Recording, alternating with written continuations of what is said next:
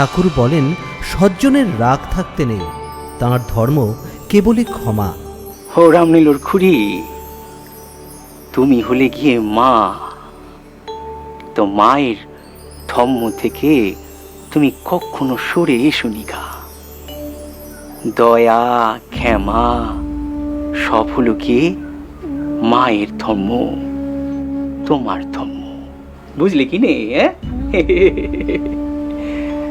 দাঁড়াও দাঁড়াও, তোমার একটা গল্প বলি, তাহলে তুমি বুঝতে পারবে। এক দিঘির ধারে একজনা সন্ন্যাসী ধ্যান করছিল, আর ওই সময় দিঘির জলে ভাসতে ভাসতে এক বিছে ওই পাড়ে উঠবার জন্য ছটফট করতে লাগছিল। যতবারই সে পাড়ে উঠতে চায় ততবারই সে পেছল খেয়ে পড়ে যায়। ওই সাধুটি ধ্যানের মধ্যে সব কিছু বুঝতে পারছিল। তারপর সে ধ্যান ভেঙে ওই বিছেটিরে হাত দিয়ে পাড়ে তুলে দিলে, আর তোলবা মাত্রই তৎক্ষণাৎ ওই বিছেটি তার হাতে দংশন করলে, আর সাধু ওই বিষ জ্বালায় জ্বলতে লাগলো।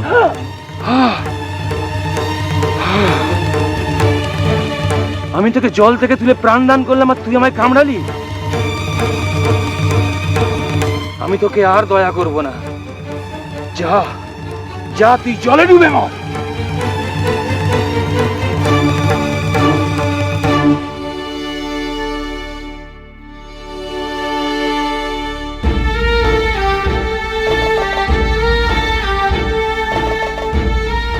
সাধুটির ধ্যান কিন্তু হলো নি, কারণ ওই বিছেটি যে জলের মধ্যে হাবুডুবু খাচ্ছে। তখন সে কি করে ওই বিছেটিরে ফের সে জলের থেকে তুললে, আবার ফের বিছেটি সাধুটির হাতে দংশন করে দিলে। তখন সাধু ওই রেগে মেগে ওই বিছেটিরে ফের জলের মধ্যে ফেলে দিলে। হ্যাঁ,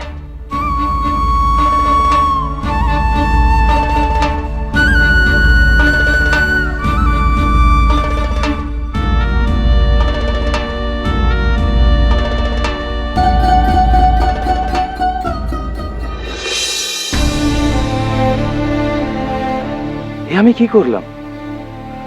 ওটা তো বিছে, দংশক, দংশনীয় ধর্ম। ও তো নিজের ধর্ম পালন করেছে, কিন্তু আমি তো ধর্মচ্যুত হচ্ছি বারবার। আমি সন্ন্যাসী, সর্বজীবে দয়া আমার ধর্ম, কেন তাহলে বারবার ওকে জলে ফেলে দিচ্ছি? আমি দয়ার বদলে নিষ্ঠুরতা কেন দেখাচ্ছি?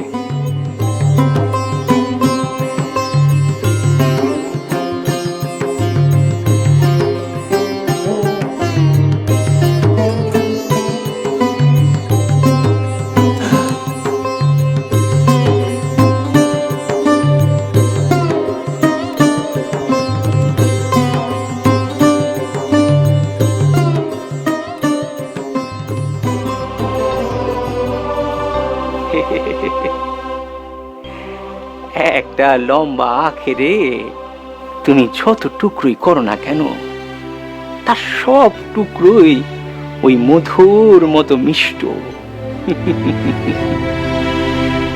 সজ্জনের চেয়ে রাগ থাকতে নাই গা, রাগ থাকতে নাই।